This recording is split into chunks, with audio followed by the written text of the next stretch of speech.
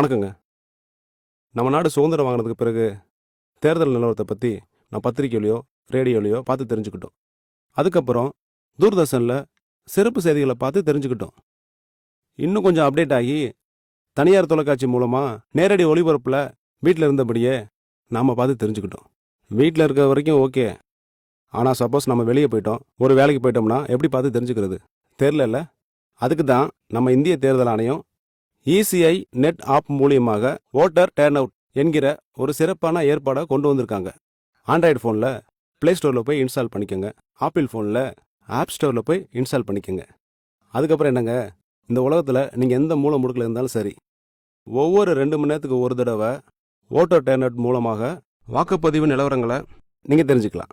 ஒவ்வொருத்தர் ஃபோன்லையும் இருக்க வேண்டிய ஆப்பு இசிஐ நெட் ஆப்பு. அப்போ தான் இந்த ஓட்டர் டர்ன் அவுட்டை பற்றி தகவல்களை தெரிஞ்சுக்க முடியும். வாக்களிப்போம், வளம் பெறுவோம். தேர்தல் நாள் ஏப்ரல் 23. எனது இந்தியா, எனது வாக்கு.